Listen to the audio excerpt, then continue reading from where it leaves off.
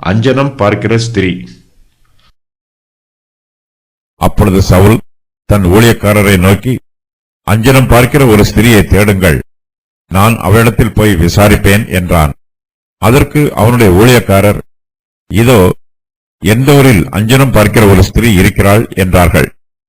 அப்பொழுது சவுல் வேஷம் மாறி வேறு வஸ்திரம் தரித்துக் கொண்டு அவனும் அவனோட கூட 2 பேரும் ராத்திரியிலே அந்த ஸ்திரீனிடத்தில் போய் சேர்ந்தார்கள். அவளை அவன் நோக்கி, நீ அஞ்சனம் பார்த்து எனக்கு குறி சொல்லி நான் உன்னிடத்தில் சொல்லுகிறவனை எழும்பி வரச் செய் என்றான். அதற்கு அந்த ஸ்திரீ, சவுல் அஞ்சனம் பார்க்கிறவர்களையும் குறி சொல்லுகிறவர்களையும் தேசத்தில் இராதபடிக்கு நிர்மூலமாக்கின செய்தியை நீர் அறிவீரே, என்னை கொன்று போடும்படி நீர் என் பிராணனுக்கு கண்ணி வைக்கிறது என்ன என்றாள். அப்பொழுது சவுல், இந்த காரியத்திற்காக உனக்கு பொல்லாப்பு வராது என்பதை கர்த்தருடைய ஜீவனைக் கொண்டு சொல்லுகிறேன் என்று அவளுக்கு கர்த்தர் மேல் ஆணையிட்டான். அப்பொழுது அந்த ஸ்திரீ, உமக்கு நான் யாரை எழும்பி வர பண்ண வேண்டும் என்றதற்கு அவன், சாமுவேலை எழும்பி வர பண்ண வேண்டும் என்றான். அந்த ஸ்திரீ சாமுவேலை கண்ட மாத்திரத்தில் மகா சத்தமாய் கூப்பிட்டு சவுலை நோக்கி, ஏன் என்னை மோசம் போக்கினீர், நீர்தான் சவுலாச்சுதே என்றாள். ராஜா அவளை பார்த்து, நீ பயப்படாதே, நீ காண்கிறது என்ன என்று கேட்டான். அதற்கு அந்த ஸ்திரீ, தேவர்கள் பூமிக்குள்ளிருந்து ஏறி வருகிறதை காண்கிறேன் என்று சவுலுக்கு சொன்னாள். அவளுடைய ரூபம் என்ன என்று அவளை கேட்டான். அதற்கு அவள், சால்வையை போர்த்துக் கொண்டிருக்கிற ஒரு முதிர்ந்த வயதான மனுஷன் எழும்பி வருகிறான் என்றான். அதனாலே சவுல் அவன் சாமுவேல் என்று அறிந்து கொண்டு தரை மட்டும் முகங்குனிந்து வணங்கினான். சவுல் அஞ்சனம் பார்க்கிற ஸ்திரியை தேடுகிறார். கர்த்தர் சவுலுக்கு மறு உத்தரவு அருளவில்லை.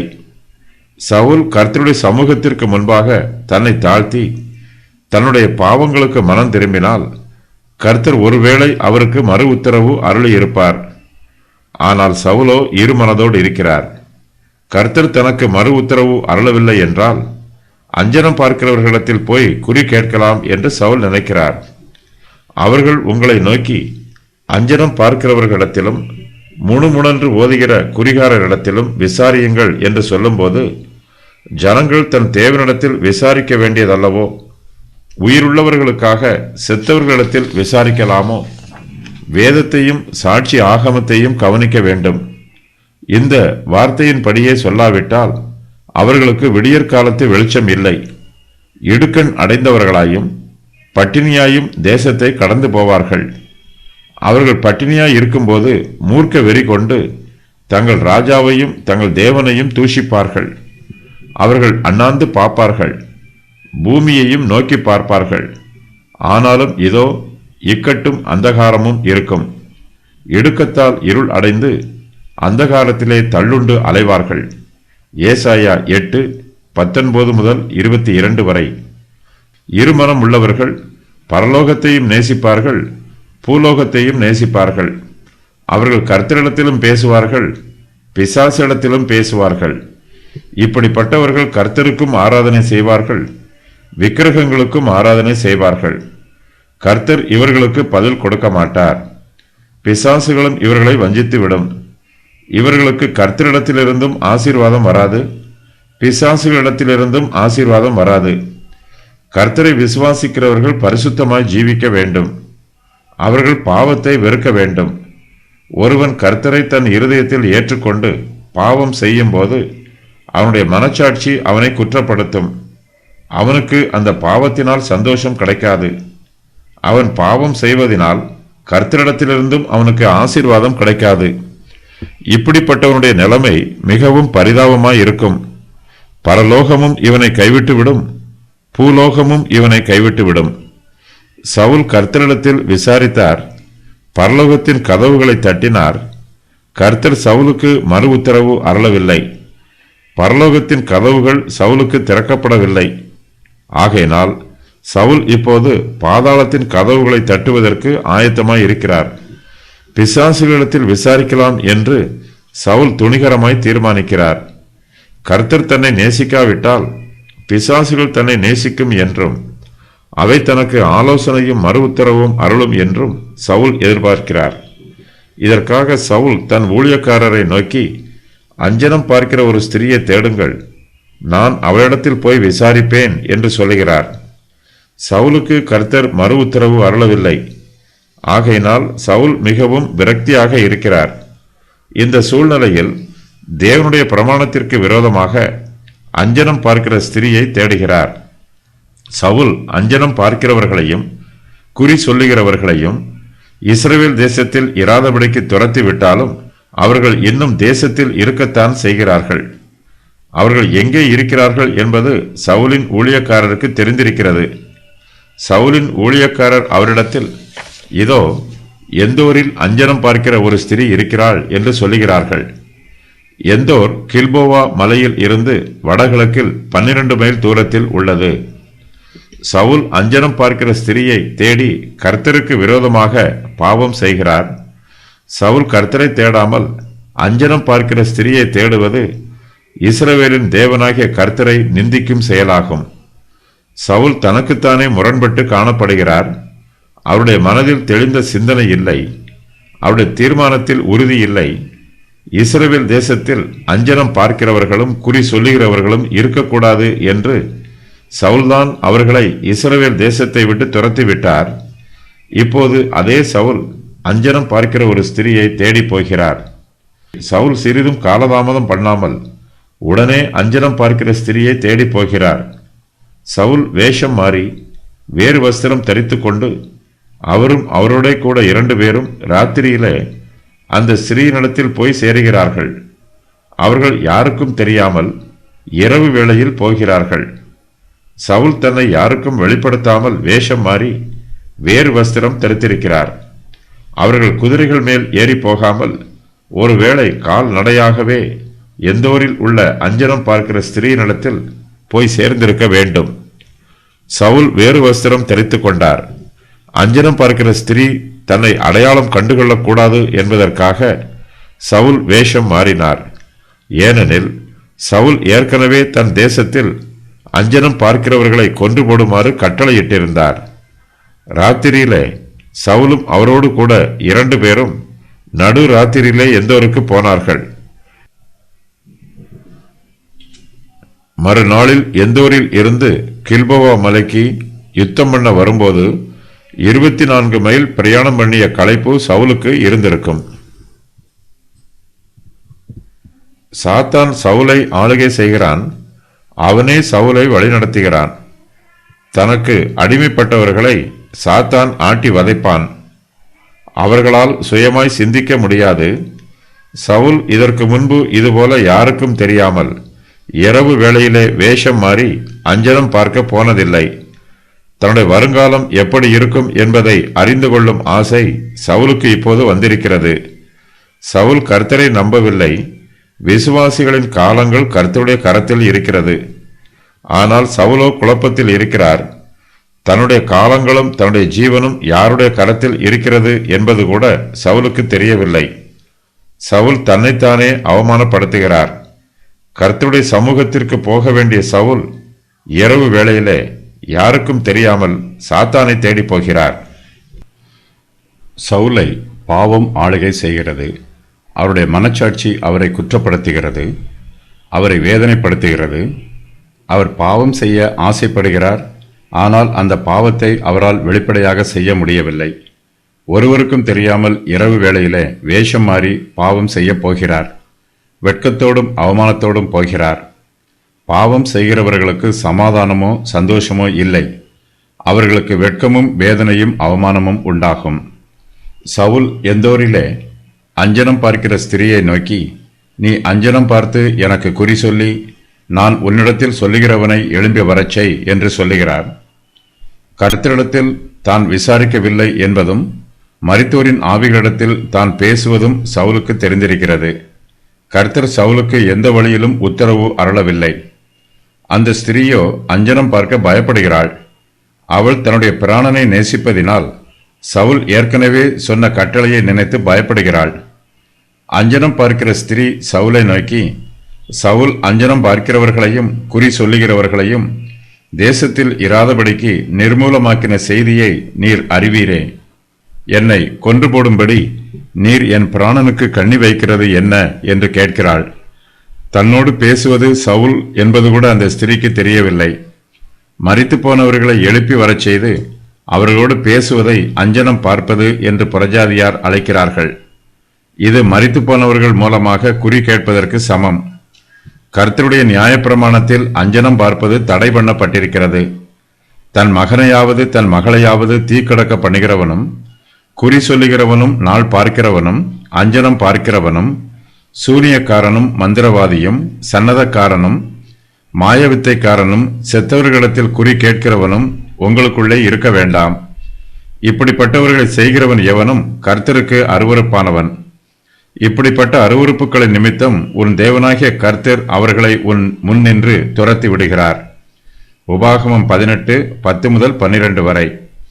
சவுல் அஞ்சனம் பார்க்கிற ஸ்திரியை நோக்கி, நீ அஞ்சனம் பார்த்து எனக்கு குறி சொல்லி நான் உன்னிடத்தில் சொல்லுகிறவனை எழும்பி வரச் செய் என்று சொல்லுகிறார். மரணத்திற்கு பின்பு மரித்து போனவர்களின் ஆத்மா உயிரோடு இருக்கும் என்று புறஜாதியாரும் நம்புகிறார்கள். இந்த நம்பிக்கையில் அவர்கள் அஞ்சனம் பார்த்து குறி சொல்லுகிறார்கள். சரீரத்தை விட்டு பிரிந்து போன ஆத்மாவுக்கு குறி சொல்லக்கூடிய விசேஷித்த முன்னறிவும் ஞானமும் இருக்கும் என்பது புறஜாதியாரின் நம்பிக்கை. அஞ்சனம் பார்ப்பதும் குறி சொல்லுவதும் கர்த்தருடைய பிரமாணத்திற்கு விரோதமாய் இருக்கிறது. நல்ல ஆத்துமாக்கள் பொல்லாத ஆவிகளாக வெளியே வரும் என்று வேதத்தில் சொல்லப்படவில்லை. இது பிசாசுகளின் தந்திரம். அஞ்சனம் பார்ப்பதன் மூலமாக, குறி சொல்லுவதன் மூலமாகவும் பிசாசுகள் மனுஷரை வஞ்சிக்கின்றன. கர்த்தர் தம்முடைய வார்த்தைகளை வெளிப்படுத்துவதற்கு அவர் பிசாசுகளின் உதவிகளை எதிர்பார்ப்பதில்லை. மரித்து போனவர்களுடைய ஆவிகள் மூலமாகத்தான் பேச முடியும் என்னும் நிர்பந்தமும் கர்த்தருக்கு இல்லை. கர்த்தர் ஜீவன் உள்ளவர். அவர் தம்முடைய எழுதப்பட்ட வார்த்தைகள் மூலமாகவும் உயிரோடு இருக்கிற தம்முடைய ஊழியக்காரர் மூலமாகவும் பேசுகிறார். அஞ்சனம் பார்ப்பதும் குறி சொல்லுவதும் கர்த்தருடைய சித்தத்திற்கு விரோதமான செயல். ஆகையினால் கர்த்தர் இதை தம்முடைய பிரமாணத்தில் தடை பண்ணி இருக்கிறார். அஞ்சனம் பார்க்கிற ஸ்திரீக்கு கர்த்தருடைய பிரமாணம் தெரியவில்லை. ஆனால் இஸ்ரவேல் தேசத்திலே சவுல் ஏற்படுத்தின பிரமாணம் தெரிந்திருக்கிறது. சவுல் அஞ்சனம் பார்க்கிறவர்களையும் குறி சொல்லுகிறவர்களையும் தேசத்திலே இராதபடிக்கு நிர்மூலமாக்கினார் என்னும் செய்தியை இந்த ஸ்திரீ அறிந்திருக்கிறாள். சவுலும் அவரோடு கூட 2 பேரும் அஞ்சனம் பார்க்கிற ஸ்திரியை தேடி வந்திருக்கிறார்கள். அஞ்சனம் பார்க்கிற ஸ்திரீ அவர்களை பார்த்து சந்தேகப்படுகிறாள். அவள் சவுலை பார்த்து, என்னை கொன்று போடும்படி நீர் என் பிராணனுக்கு கண்ணி வைக்கிறது என்ன என்று கேட்கிறாள். அஞ்சனம் பார்க்கிற ஸ்திரீ தன்னுடைய பிராணனுக்கு முக்கியத்துவம் கொடுக்கிறாள். சவுலின் பிரமாணத்தினால் தன்னுடைய பிராணனுக்கு வந்திருக்கும் ஆபத்தை அவள் அறிந்திருக்கிறாள். தன்னுடைய பிராணனை காத்துக்கொள்ள அவள் மிகவும் எச்சரிக்கையாய் இருக்கிறாள். ஆனால் அவளுக்கு கர்த்தருடைய பிரமாணம் தெரியவில்லை. சவுலின் பிரமாணத்தை மீறுவதை விட கர்த்தருடைய பிரமாணத்தை மீறுவது மிகப்பெரிய பாவம் என்பதை அந்த ஸ்திரீ அறியாதிருக்கிறாள். சவுலின் கோபத்தை விட கர்த்தருடைய கோபம் மகா பயங்கரமானது என்பதையும் அஞ்சனம் பார்க்கிற ஸ்திரீ அறியாதவளாய் இருக்கிறாள். கர்த்தருடைய பிரமாணத்திற்கு கீழ்ப்படியாவிட்டால் தேவனுடைய கோபம் தன்மேல் வரும் என்பது அஞ்சனம் பார்க்கிற ஸ்திரீக்கு தெரியவில்லை. அஞ்சனம் பார்ப்பதற்கும் குறி சொல்லுவதற்கும் விரோதமாக சவுல் என்ன செய்திருக்கிறார் என்பது அந்த ஸ்திரீக்கு தெரிந்திருக்கிறது. சாத்தானுடைய இந்த கிரியைகளுக்கு விரோதமாக கர்த்தர் என்ன சொல்லியிருக்கிறார் என்பதும் என்ன செய்திருக்கிறார் என்பதும் இந்த ஸ்திரீக்கு தெரியவில்லை. அஞ்சனம் பார்க்கிற ஸ்திரீ, நீர் என் பிராணனுக்கு கண்ணி வைக்கிறது என்ன என்று கேட்கிறாள். அஞ்சனம் பார்ப்பதன் மூலமாய் தன்னுடைய ஆத்மாவுக்கு அவள் கண்ணி வைக்கிறாள் என்பது அவளுக்கு தெரியவில்லை.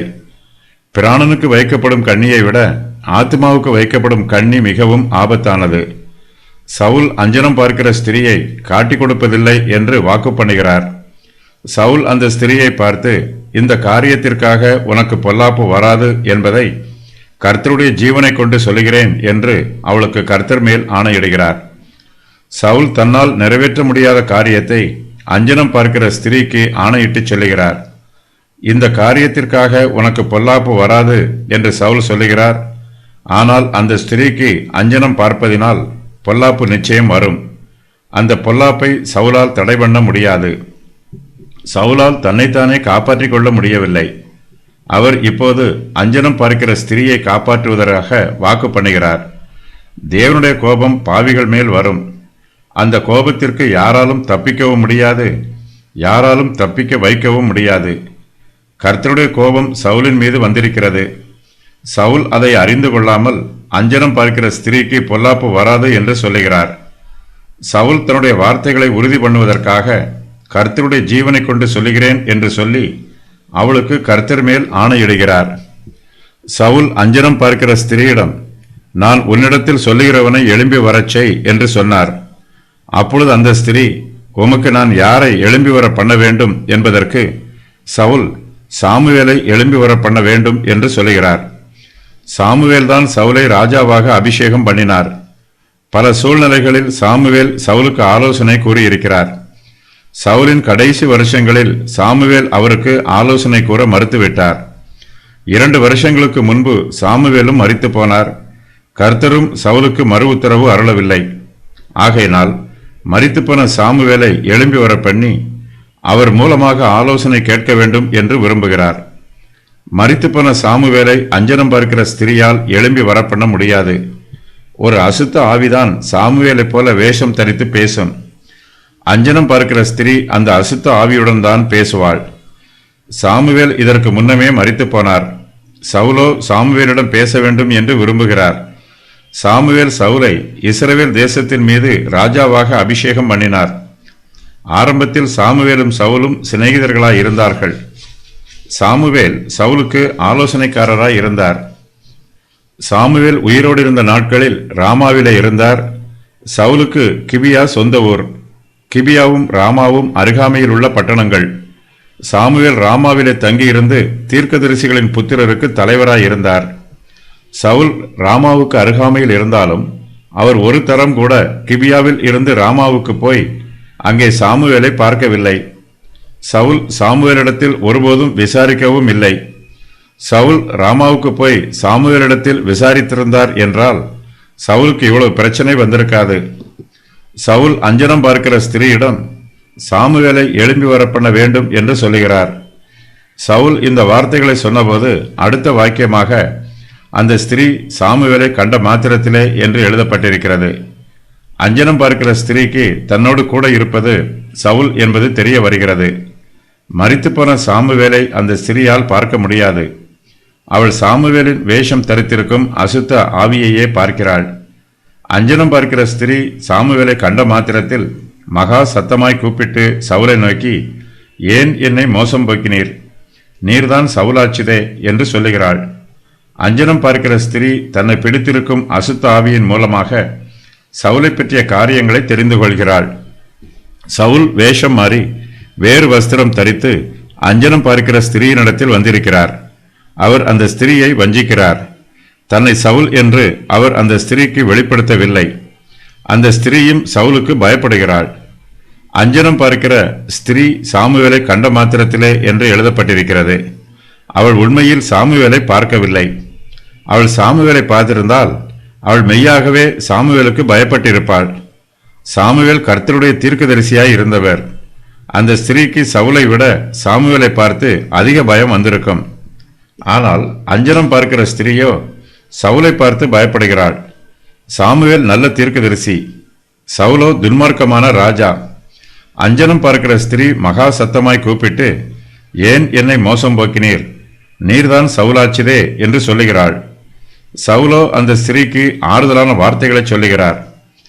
தன்னை பார்த்து அவள் பயப்பட வேண்டாம் என்று அவளுக்கு தைரியமான வார்த்தைகளையும் சொல்லுகிறார்.